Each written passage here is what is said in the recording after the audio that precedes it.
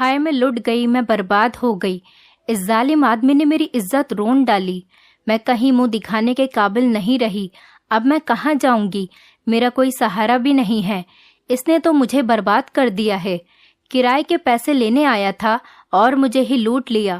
میں نے رو رو کر ایسا ہنگامہ مچایا تھا کہ ہر کوئی میری حالت دیکھ کر اپنے آنسو روک نہیں سکا۔ مجھے بچپن سے ہی ڈرامہ کرنے کا بہت شوق تھا اور آج میں نے ایسا ڈرامہ کیا تھا کہ ہر کوئی میرے جھوٹے ڈرامے میں پھنس گیا تھا۔ پورا محلہ ہمارے گھر کے باہر اکٹھا ہو گیا تھا، سب کی ہمدردی میرے ساتھ تھی، ہر کوئی میرے مکان مالک کو بد دعائیں دے رہا تھا اور میرا مکان مالک ہر کسی کو اپنی بے گناہی بتا رہا تھا، لیکن وہاں موجود لوگوں میں سے کسی کو بھی اس کی بات پر بھروسہ نہیں تھا۔ میں ایک جوان لڑکی تھی اور میری حالت بہت خراب تھی، اسی لیے ہر کسی کی ہمدردی بھی میرے ہی ساتھ تھی۔ میں روتے روتے ترچھی نگاہوں سے اپنے مکان مالک کو دیکھ رہی تھی، جو اپنے آپ کو اس بھیڑ کے غصے سے بچانے کی کوشش کر رہا تھا۔ کچھ دیر پہلے ہی وہ کرایہ مانگنے میرے گھر پر آیا تھا اور میں نے ایسا ڈرامہ کیا تھا کہ اس کے پاس اپنی عزت بچانے کا کوئی راستہ باقی نہیں رہا تھا۔ میرا مکان مالک ایک بہت شریف آدمی تھا، بس تھوڑا سا غصے کا تیز تھا، لیکن اس نے کبھی مجھ پر کوئی غلط نظر نہیں ڈالی تھی۔ آج بھی وہ کرایہ مانگنے آیا تو میرے اوپر بہت زیادہ غصہ کرنے لگا، کیونکہ ہمارے اوپر پچھلے کئی مہینوں سے کرایہ چڑھا ہوا تھا اور ہم نے دیا بھی نہیں تھا۔ آج بھی ہمارے پاس اسے دینے کے لیے پیسے نہیں تھے، اس لیے میں نے بہت سوچ سمجھ کر کرائے سے بچنے کے لیے یہ کھیل کھیلا تھا اور جھوٹ بول کر اسے اپنے گھر کے اندر لے کر آ گئی کہ آج میں اسے آدھا کرایہ دے دوں گی۔ پہلے تو وہ مجھ سے منع کرنے لگا، لیکن میں نے اسے زبردستی اندر بلا لیا۔ میں نے اس سے کہا کہ گرمی بہت ہے، آپ اتنی دور سے چل کر آ رہے ہیں، اندر آ جائیے، میں آپ کو ٹھنڈا شربت پلا دوں گی۔ اسے پتہ نہیں تھا کہ میری ماں میرے گھر میں نہیں ہے اور اس وقت میں گھر پر اکیلی ہوں۔ وہ بیچارہ تو انجانے میں ہی مار کھا گیا۔ میرے بار بار کہنے پر وہ گھر کے اندر آ گیا اور میں نے موقع دیکھ کر بستر پر بچھی چادر کو کھینچ کر نیچے پھینکا، اپنے بالوں کو نوچا اور پھر بہت تیزی کے ساتھ اپنے کپڑوں اور آستین کو پھاڑ دیا۔ میں نے خود ہی اپنے ہاتھوں سے اپنے کندھے کو اتنی زور سے دبایا تھا کہ انگلیوں کے نشان پڑ گئے تھے۔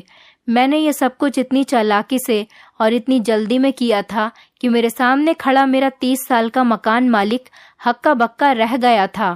اس کے تو دماغ میں بھی ایسا کچھ نہیں ہوگا کہ میں اتنی گھٹیا حرکت کروں گی۔ میں نے اسے پیسے دینے کے بجائے اپنے گھر اور اپنے آپ کو بکھیر دیا تھا، کیونکہ مجھے لگا تھا کہ اس طرح ہماری اس سے جان چھوٹ جائے گی اور وہ ڈر کی وجہ سے دوبارہ ہمارے گھر پر کرایہ مانگنے نہیں آئے گا۔ اس طریقے سے ہمارا سارا کرایہ معاف ہو جائے گا۔ میری اس حرکت سے وہ اتنا زیادہ ڈر گیا تھا اور حیرانی سے مجھ سے پوچھ رہا تھا کہ یہ تم کیا کر رہی ہو؟ اس سے پہلے وہ میری اس حرکت کو اور میری سوچ کو سمجھ پاتا، میں نے ایسا ہنگامہ مچایا تھا کہ اسے کچھ سمجھنے اور بھاگنے کا موقع بھی نہیں ملا۔ یہ ایک چھوٹا سا محلہ تھا اور یہاں پر سب کے گھر ایک دوسرے سے ملے ہوئے تھے۔ میری ہلکی سی چیخ پر ہی آس پڑوس والے سب لوگ گھر کے باہر اکٹھا ہو گئے۔ وہ مکان مالک بہت غصے سے مجھے گھور رہا تھا، اس کے چہرے کا رنگ اڑا ہوا تھا۔ اس نے تو کبھی سپنے میں بھی نہیں سوچا ہوگا کہ میں کوئی ایسی ویسی حرکت کروں گی، اور اب جب وہ سمجھ چکا تھا کہ میں نے اس کے ساتھ کیا کیا ہے تو وہ مجھے دھمکانے لگا کہ اگر میں نے شور بند نہیں کیا تو وہ مجھے اس گھر سے ہمیشہ کے لیے دھکے مار کر نکال دے گا۔ لیکن میں نے بھی سوچ لیا تھا کہ میں اس کی کسی بات سے بھی نہیں ڈروں گی۔ میں نے اس کی دھمکیوں کی پرواہ کیے بغیر ہی گھر کا دروازہ کھولا اور چیختی چلاتی ہوئی باہر نکل گئی۔ میرے بکھرے بال، پھٹے ہوئے کپڑے اور گردن اور بازو پر موجود انگلیوں کے نشان دیکھ کر سبھی لوگوں کی آنکھیں پھٹی کی پھٹی رہ گئیں۔ باہر اکٹھا ہوئے لوگ مجھے اس حالت میں دیکھ کر آپس میں کانوں میں باتیں کرنے لگے۔ میں نے رو رو کر اس قدر ہنگامہ کھڑا کیا تھا کہ وہاں موجود عورتیں مجھے سہارا دے رہی تھیں، میرے اوپر ترس کھا رہی تھیں، اس مکان مالک کو کوس رہی تھیں، جس کے منہ میں جو بات آ رہی تھی وہ کہتا ہی چلا جا رہا تھا۔ ہر کوئی مکان مالک کو یہ کہہ کر کوس رہا تھا کہ دیکھنے میں تو کتنا سیدھا سادھا اور شریف نظر آتا ہے، لیکن کرتوت تو دیکھو، جوان لڑکی کو اکیلے گھر میں کیا دیکھا، اپنی اوقات دکھا بیٹھا، مانا کہ یہ لوگ غریب ہیں، کرایہ نہیں دے سکتے، لیکن اس کا مطلب یہ نہیں ہے کہ کوئی بھی درندہ ہماری بچیوں کی عزت لوٹ لے گا۔ یہ لڑکی صرف اپنی ماں کی نہیں بلکہ ہمارے محلے کی بھی بچی ہے، اور مکان مالک کی یہ گھٹیا حرکت پر ہم لوگ چپ نہیں بیٹھیں گے۔ پورا محلہ ہی میرا ہمدرد بن کر کھڑا تھا۔ یہ سب وہی لوگ تھے جنہوں نے ہماری غریبی کا کبھی احساس نہیں کیا تھا، اور نہ ہی کبھی ہمارے گھر ہونے والے فاقوں کا۔ اس سے پہلے ہمیں کوئی پوچھتا بھی نہیں تھا، لیکن اب اس تماشے میں سب برابر کا حصہ لے رہے تھے۔ کچھ لوگ تو آگ میں گھی ڈالنے کا کام کر رہے تھے اور مکان مالک پر چڑھ چڑھ کر حملہ کرنے کی کوشش کر رہے تھے۔ اس ہنگامے کے بیچ میری ماں بھی بازار سے لوٹ کر آ گئی، اور وہ یہ سب منظر دیکھ کر حیران رہ گئی اور خوب زور زور سے رونے لگی۔ اماں کو پتہ نہیں تھا کہ میں نے یہ ڈرامہ کیا ہے۔ اماں بھی دوسروں کی طرح مکان مالک کو ہی غلط سمجھ رہی تھی، اور محلے والوں نے جب میری اماں کی ایسی حالت دیکھی تو مکان مالک کو غصے میں کہنے لگے کہ تو نے اس لڑکی کی عزت پر ہاتھ ڈالا ہے، اب اس بیچاری کو کون اپنائے گا؟ یہ تو ساری زندگی اپنی ماں پر بوجھ بن جائے گی۔ تجھے تیرے کیے کی سزا ملنی ہی چاہیے، اس لیے اب تو اس لڑکی سے شادی کرے گا اور یہ گھر بھی اس کے نام کرے گا، ورنہ ہم تیرا اس محلے میں قدم رکھنا بھی مشکل کر دیں گے اور پولیس میں بھی تیرے خلاف رپورٹ لکھوا دیں گے۔ مکان مالک نے سب کو بہت سمجھانے کی کوشش کی کہ اس نے کچھ نہیں کیا ہے، وہ ایک شریف شادی شدہ آدمی ہے، لیکن اس کی بات پر کسی نے بھروسہ نہیں کیا، اور سب نے مل کر اس پر اس قدر دباؤ ڈالا کہ وہ راضی ہو گیا۔ لیکن اس سارے ڈرامے میں نے اس نکاح کے بارے میں نہیں سوچا تھا۔ میں نے تو صرف یہی سوچا تھا کہ میں اسے بدنام کروا کر اس محلے سے نکلوا دوں گی، اور پھر وہ خود ہی ڈر کی وجہ سے کبھی اس گھر کا رخ نہیں کرے گا۔ لیکن محلے والوں نے تو ہمارے نکاح کا شور کھڑا کر دیا تھا، جبکہ مجھے اچھے طریقے سے پتا تھا کہ وہ مکان مالک ایک شادی شدہ آدمی ہے۔ پھر میں کیسے اس کے ساتھ نکاح کر سکتی تھی؟ اور نکاح کے بعد تو نہ جانے وہ میرے ساتھ کیا سلوک کرتا۔ اسی لیے میں نے اس نکاح سے منع کرنا چاہا، لیکن وہاں پر جتنی بھی عورتیں کھڑی تھیں سب مل کر مجھے سمجھانے لگیں، کہنے لگی کہ اب تمہیں کوئی نہیں اپنائے گا، تمہارا آنے والا کل برباد ہو جائے گا، اب تم کسی کو کیسے منہ دکھاؤ گی، لوگ تمہیں تانے دیں گے، اسی لیے بہتر ہے کہ تم اس کے ساتھ شادی کر لو۔ میرا کھیل مجھ پر ہی بھاری پڑ گیا تھا۔ میری اماں بھی مجھے سمجھانے لگی کہ جو کچھ ہو چکا ہے اسے بھول جاؤ، مکان مالک ایک اچھا آدمی ہے، وقتی طور پر شاید شیطان کے بہکاوے میں آ گیا ہوگا، تم اس سے اسی وقت شادی کر لو، تمہاری زندگی سنور جائے گی۔ ویسے بھی ہم اتنے غریب ہیں اور تمہارے سر پر باپ کا سایہ بھی نہیں ہے، بھلا تم سے کون شادی کرے گا؟ اور پھر سب لوگوں نے مل کر مجھے اس نکاح کے لیے مجبور کر دیا۔ اتنے لوگوں کی موجودگی میں زبردستی ہم دونوں کو نکاح کرنا پڑا، اور مکان مالک کو حق مہر میں یہ گھر بھی میرے نام لکھنا پڑا، جس گھر کے کرائے کے لیے وہ اتنا ہنگامہ کھڑا کیا کرتا تھا۔ اپنی اس جیت کے لیے میں دل ہی دل میں بہت خوش ہو رہی تھی۔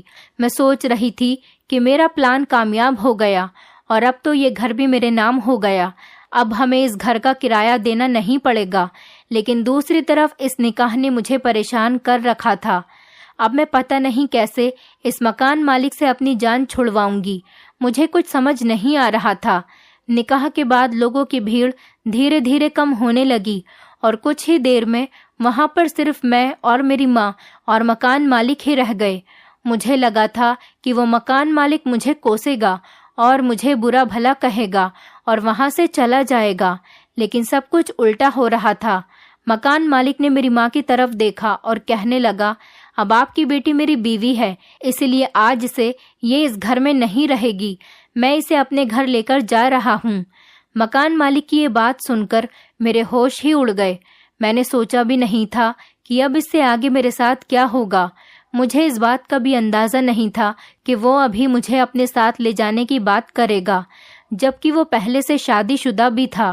اس کے گھر میں اس کی بیوی پہلے سے ہی تھی، لیکن اس نے میری کلائی کو زور سے پکڑا اور میرے 1000 بار منع کرنے کے بعد بھی میری ماں سے کہا، آج سے آپ کی بیٹی آپ کے گھر سے رخصت ہوئی، اب یہ میری ذمہ داری ہے اور میرے ساتھ ہی رہے گی، اور یہ گھر آج سے آپ کا ہے، آپ اس میں چین سکون سے رہیے، آج کے بعد میں آپ سے کرایہ مانگنے بھی نہیں آؤں گا۔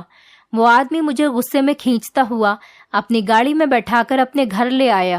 اس کے ساتھ اکیلے گاڑی میں بیٹھتے ہی میرے ہاتھ پیر کپ کپانے لگے، کیونکہ اب نہ ہی میری ماں میرے ساتھ تھی اور نہ ہی محلے والے۔ آگے پتہ نہیں میرے ساتھ کیا ہونا تھا۔ اب جو کچھ بھی یہ آدمی میرے ساتھ کرتا وہ مجھے اکیلے ہی جھیلنا تھا۔ میں نہیں جانتی تھی کہ وہ مجھے کہاں لے کر جا رہا ہے۔ مکان مالک کی آنکھوں میں غصہ اور نفرت دیکھ کر میری تو جان نکل رہی تھی۔ 1 گھنٹے کے سفر کے بعد گاڑی ایک چھوٹے سے مکان کے آگے رک گئی۔ وہ مجھے گاڑی سے زبردستی اتار کر گھر کے اندر لے گیا اور ایک کمرے میں لے جا کر مجھے پٹک دیا۔ مجھے ایسا لگ رہا تھا جیسے قیامت آنے والی ہو۔ اب میں اس کی بیوی تھی اور وہ مجھ پر پورا حق رکھتا تھا۔ وہ میرے ساتھ کچھ بھی کر سکتا تھا۔ پتہ نہیں وہ میرے ساتھ کیسا سلوک کرتا۔ یہاں تو کوئی مجھے بچانے والا بھی نہیں تھا، لیکن اس وقت وہ مجھ سے بنا کچھ کہے کمرے سے باہر چلا گیا۔ میں نے بہت چالاکی سے جو تماشا کھڑا کیا تھا وہ ختم ہو چکا تھا اور اب مجھے ڈر لگ رہا تھا، پتہ نہیں آگے میرے ساتھ کیا ہونے والا تھا۔ میں اپنے کھڑے کیے تماشے پر ہی پچھتا رہی تھی۔ یہی سب باتیں سوچ کر میں رونے لگی۔ ابھی مجھے روتے روتے تھوڑی ہی دیر ہوئی تھی کہ کمرے کا دروازہ کھلا اور ایک بہت خوبصورت جوان لڑکی میرے کمرے میں آ گئی۔ وہ اتنی خوبصورت اور گوری تھی، میں اسے دیکھتی کہ دیکھتی رہ گئی۔ میں پہلی نظر میں ہی اسے پہچان گئی تھی کہ وہ میرے مکان مالک کی پہلی بیوی ہے۔ اسے دیکھتے ہی فوراً میرے دماغ میں یہ بات آئی، جس آدمی کی پہلی بیوی اتنی خوبصورت اور حسین ہو، وہ مجھ جیسی لڑکی پر کیوں نظر ڈالے گا؟ جیسے جیسے وہ لڑکی میرے قریب آنے لگی، میرے ہوش اڑنے لگے۔ مجھے ڈر لگ رہا تھا کہ پتہ نہیں وہ میرے ساتھ کیا سلوک کرے گی، کیونکہ کوئی بھی عورت اپنے شوہر کو کسی دوسری عورت کے ساتھ نہیں بانٹ سکتی، اور جس طرح آج ہمارا نکاح ہوا تھا اس کے بعد تو مجھے اس لڑکی سے کسی بھی اچھائی کی امید نہیں تھی۔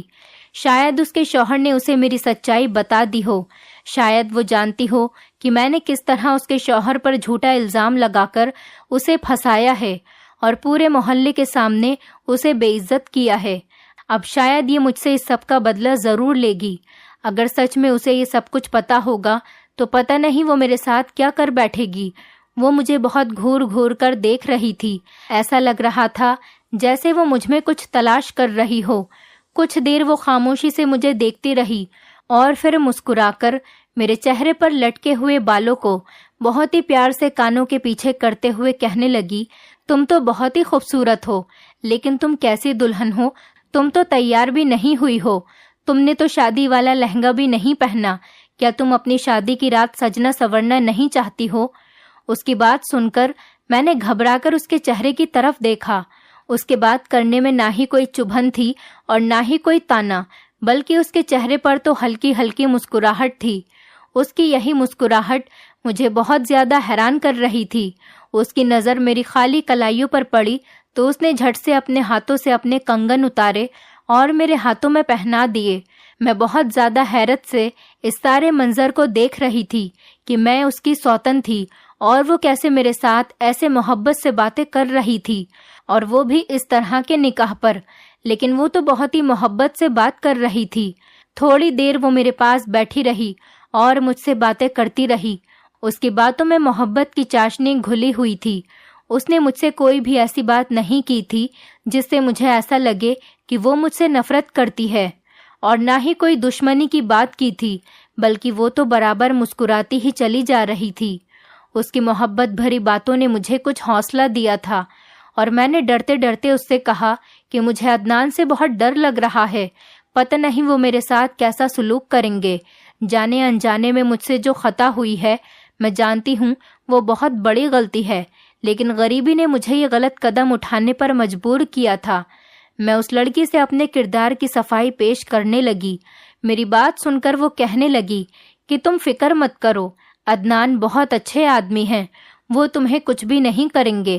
اور پھر وہ اٹھ کر کمرے سے باہر چلی گئی، اور کچھ ہی دیر بعد لوٹ کر آئی تو اس کے ہاتھ میں دودھ کا گلاس موجود تھا۔ اس نے زبردستی وہ دودھ کا گلاس میرے ہاتھوں میں پکڑایا اور مجھ سے کہنے لگی، یہ دودھ پی لو اور تم دیکھنا عدنان تم پر بالکل بھی غصہ نہیں کریں گے۔ وہ دودھ کا گلاس مجھے تھما کر پھر کمرے سے باہر چلی گئی۔ مجھے بھی بھوک لگ رہی تھی، کیونکہ اس سارے ڈرامے کی وجہ سے میں دوپہر کا کھانا کھانا بھی بھول گئی تھی، اور اس کے بعد نکاح کا چکر اور اس گھر کے آنے تک رات ہو گئی تھی۔ اسی لیے میں نے بھی وہ دودھ کا گلاس پورا ختم کر دیا اور کمرے میں یہاں وہاں نظر دوڑانے لگی۔ کچھ ہی دیر گزری تھی کہ کمرے کا دروازہ دوبارہ سے کھلا، اور یہ دیکھ کر میرے پیروں تلے سے زمین نکل گئی کہ میری سوتن دولہا بنی کمرے کے اندر آ رہی تھی، اور اس نے کمرے کے دروازے پر اندر سے کنڈی لگا دی تھی۔ اس کی اس حرکت پر میں بہت زیادہ گھبرا گئی تھی۔ پتہ نہیں وہ کس کی شادی کی شیروانی پہن کر آئی تھی، جو اسے سائز میں بہت بڑی آ رہی تھی، اور سر پر بھی اس نے ایک بڑا سا پگڑ پہنا ہوا تھا جو شادی والے دن دولہا پہنتا ہے۔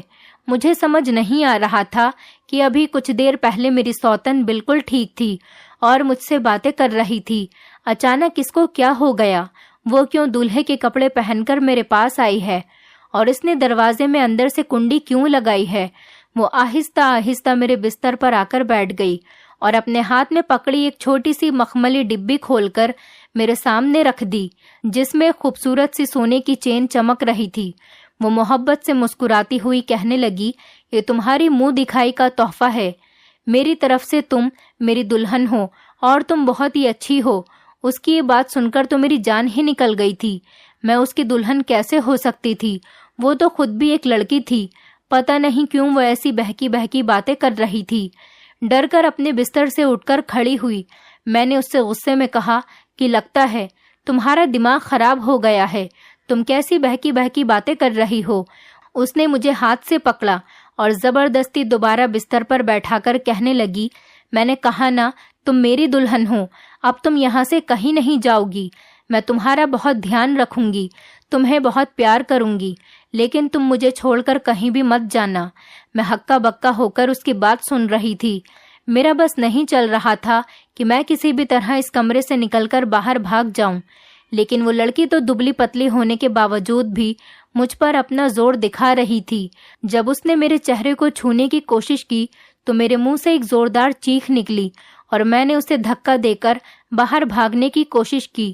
جیسے تیسے میں اس سے چھوٹ کر دروازے کے پاس پہنچی اور کنڈی کھولی تو دروازہ کھولتے ہی مجھے مکان مالک عدنان کی شکل نظر آئی۔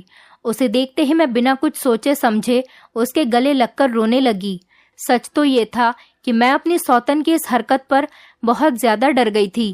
پہلے تو عدنان مجھے نفرت سے دیکھنے لگے، اور پھر جب اس کی نظر کمرے میں بستر پر بیٹھی اپنی بیوی پر پڑی تو وہ کمرے میں چلے گئے اور اپنی بیوی سے پوچھنے لگے، زارا تم یہ کیا کر رہی ہو؟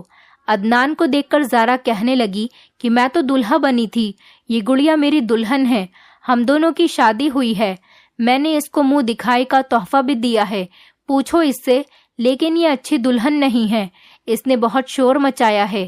عدنان نے ایک گہری نظر مجھ پر ڈالی اور زارا کو اپنے گلے سے لگا لیا اور کہنے لگا، چلو زارا ہم اپنے کمرے میں چلتے ہیں۔ میں پھٹی پھٹی آنکھوں سے ان دونوں میاں بیوی کو دیکھ رہی تھی۔ عدنان نے بھی اس سے زیادہ سوال جواب نہیں کیے تھے اور نہ ہی اس گھٹیا حرکت پر اسے ڈانٹا تھا۔ وہ زارا کو اپنے ساتھ اپنے کمرے میں لے کر چلے گئے اور میں کمرے میں اکیلی بیٹھی رہ گئی۔ کافی دیر بعد عدنان واپس میرے کمرے میں میرے پاس آئے اور میرے سامنے بیٹھ گئے۔ پھر انہوں نے مجھے ایک ایسا سچ بتایا جسے سن کر میری روح کانپ اٹھی۔ عدنان کہنے لگے کہ میری اور زارا کی شادی آج سے 5 سال پہلے ہوئی تھی۔ ہم دونوں نے پسند کی شادی کی تھی۔ زارا میری پھوپھی کی بیٹی تھی۔ اس شادی سے ہم دونوں بہت زیادہ خوش تھے، لیکن شاید قسمت کو ہماری خوشی منظور نہیں تھی۔ شادی کے 4 مہینے بعد ہی زارا پریگننٹ ہو گئی تھی۔ ہم بہت زیادہ خوش تھے، ہم ماں بابا بننے والے تھے، لیکن کچھ مہینے بعد ہی اچانک سے ہمارا بچہ ختم ہو گیا اور زارا سے یہ دکھ برداشت نہیں ہوا۔ میں نے بہت ہی مشکل سے اسے سنبھالا اور سمجھایا کہ اولاد تو خدا کی دین ہوتی ہے، اگر چلی گئی تو کیا ہوا، اوپر والا ہمیں دوبارہ اولاد کی خوشی نصیب کرے گا۔ میرے سمجھانے سے دھیرے دھیرے زارا واپس زندگی کی طرف آ گئی۔ اس بات کو 7 مہینے ہی ہوئے تھے کہ زارا دوبارہ سے پریگننٹ ہو گئی۔ اس بار ہم دونوں نے بہت زیادہ احتیاط کی۔ میں نے زارا کو اپنے سر آنکھوں پر بٹھا کر رکھا، لیکن قسمت کو شاید ہمارا ماں باپ بننا منظور نہیں تھا۔ اس بار بھی کچھ ہی مہینوں میں ہمارا بچہ پھر سے ختم ہو گیا۔ दूसरी बार भी ऐसा ही होने पर ज़ारा पूरी तरह टूट गई। मैं बहुत मुश्किल से उसे संभालता रहा। उसने जीना ही छोड़ दिया था। बहुत महीनों बाद जब वो दोबारा से ठीक हुई तो खुदा ने हमारी झोली में खुशियां फिर से भर दी। इस बार जब ज़ारा प्रेग्नेंट हुई तो वो सारा दिन खोई हुई बैठी रहती, अपनी जगह से हिलती झुलती भी नहीं। उसे डर लगता था कि कहीं हमारे बच्चे को कुछ ना हो जाए, लेकिन कहते हैं ना कि किस्मत के आगे किसकी चलती है। हमारे साथ भी ऐसा ही हुआ। इस बार ज़ारा ने एक सेहतमंद बच्चे को जन्म तो दे दिया, लेकिन वो बच्चा 2 हफ्ते से ज्यादा हमारे घर में नहीं रह सका और उसका इंतकाल हो गया। उसकी मौत ने ज़ारा को इस कदर तोड़कर रख दिया कि उसकी दिमागी हालत खराब हो गई और पूरी तरह से पागल हो गई। कभी वो छोटे बच्चों की तरह खेलना कूदना शुरू कर देती तो कभी दुल्हन बनकर बैठ जाती, कभी खुद को दूल्हे की तरह तैयार करके दूल्हा बन जाती, तो कभी पागलों की तरह चीखने चिल्लाने लगती। पहले मेरे पास पैसों की कोई कमी नहीं थी। मेरे पास अपनी बहुत ज्यादा जमीन और जायदाद थी, लेकिन आहिस्ता आहिस्ता ज़ारा के इलाज के पीछे सब कुछ खत्म होता चला गया और मेरे पास कुछ भी नहीं बचा। अब इस हालत में ज़ारा को अकेला नहीं छोड़ना चाहता था, इसीलिए मैंने अपने कारोबार से अपना ध्यान हटा लिया और अपना सारा ध्यान और वक्त ज़ारा को देने लगा और फिर सब कुछ बर्बाद होता चला गया। अब बात यहाँ तक आ गई कि मेरा सब कुछ बिक गया। एक वही घर बच गया था जिसमें तुम और तुम्हारी माँ किराए पर रहते थे। मजबूरन मुझे किराए के लिए तुम लोगों को मजबूर करना पड़ता था, क्योंकि साइकियाट्रिस्ट ने कहा था ज़ारा के इलाज पर बहुत ज्यादा पैसा खर्च हो रहा था और मेरे पास इतने पैसे नहीं थे। इसीलिए न चाहते हुए भी मैं बार बार तुम लोगों के दरवाजे पर किराया मांगने आता। मेरे हालात ने मुझे इतना ज्यादा चिड़चिड़ा बना दिया था कि मैं कुछ बिना सोचे समझे तुम लोगों पर चीखता चिल्लाता और गुस्सा करता रहता। मैं जानता था कि ये सब कुछ गलत है, लेकिन मैं बहुत ज्यादा जहनी दबाव का शिकार था और मेरी फ्रस्ट्रेशन तुम लोगों पर निकल रही थी। अपनी जान से ज्यादा प्यारी बीवी का इस तरह पागल होना और एक के बाद एक 3 बच्चों को खो देना मेरे लिए भी एक बहुत बड़ा सदमा था। फर्क सिर्फ इतना था कि ज़ारा अपने आप को नहीं संभाल सकी और वो दिमागी बीमार हो गई, लेकिन मैंने खुद को संभाल लिया। मैं दिन रात ज़ारा के इलाज के लिए परेशान रहता।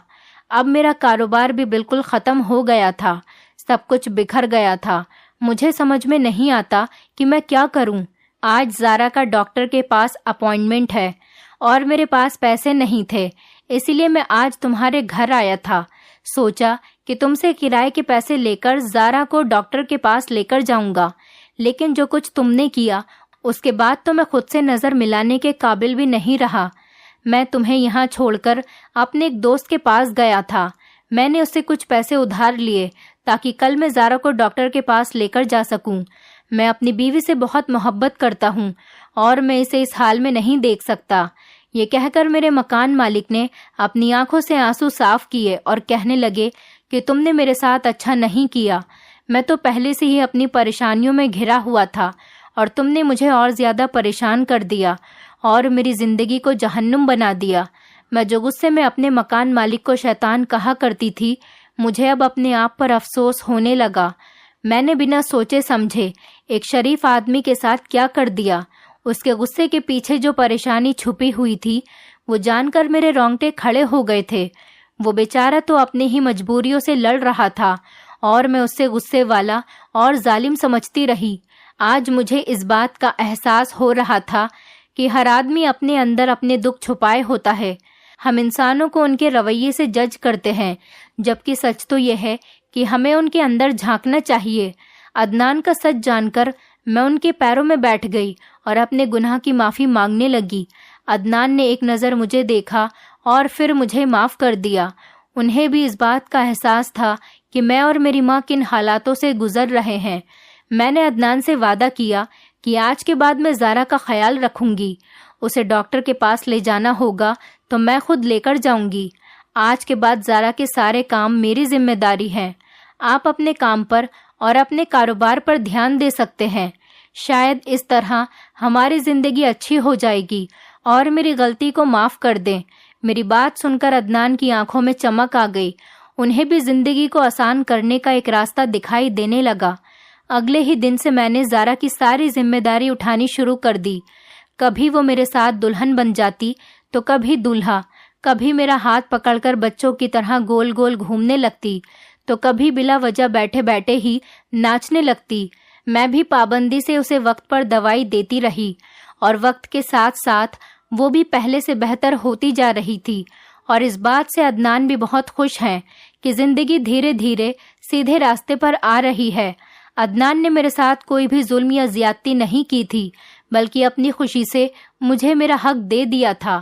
اب زارا کی حالت بھی بہت بہتر ہو چکی تھی، جو عدنان نے اپنے کاروبار پر دھیان دینا شروع کر دیا تھا، اسی لیے ان کا کاروبار بھی اب پہلے کی طرح ہرا بھرا ہو گیا تھا۔ اب ہماری زندگی میں خوشیاں ہی خوشیاں تھیں، ہم تینوں ہی بہت زیادہ خوش تھے۔ میں نے تھوڑے عرصے میں یہ بات اچھی طرح سیکھ لی کہ انسان کو کبھی بھی اس کے ظاہر سے نہیں بلکہ اس کے اندر سے پرکھنا چاہیے۔ جب تک میں عدنان کے سچ سے بے خبر تھی، میری نظر میں وہ بہت غصے والا اور بہت برا آدمی تھا، لیکن جب مجھے اس کی سچائی اور اس کا دکھ پتہ چلا تو میں کانپ اٹھی تھی۔ وہ تو اپنے آپ میں دکھوں کا دریا سمائے بیٹھا تھا۔ آپ لوگ بھی زارا کے لیے دعا کیجیے کہ وہ جلدی سے ٹھیک ہو جائے اور پھر سے اولاد کی نعمت سے اس کی جھولی بھر جائے۔ ایک عورت کے لیے اپنی اولاد کو 3 بار کھو دینا بہت بڑا صدمہ ہوتا ہے، اور پھر زارا تو اس صدمے کو اپنی جان پر کھیل رہی ہے۔ کیا پتہ کس کی دعا سے اسے ایک نئی زندگی اور خوشیاں مل جائیں۔ دوستو، امید کرتی ہوں آپ کو ہماری کہانی پسند آئی ہوگی۔ کہانی پسند آئی ہے تو ویڈیو کو لائک کریں، چینل پر نئے ہیں تو چینل کو سبسکرائب کریں، اور ہاں، نوٹیفیکیشن بیل کو ضرور دبائیں تاکہ اگلی اپڈیٹ سب سے پہلے آپ کو ملے۔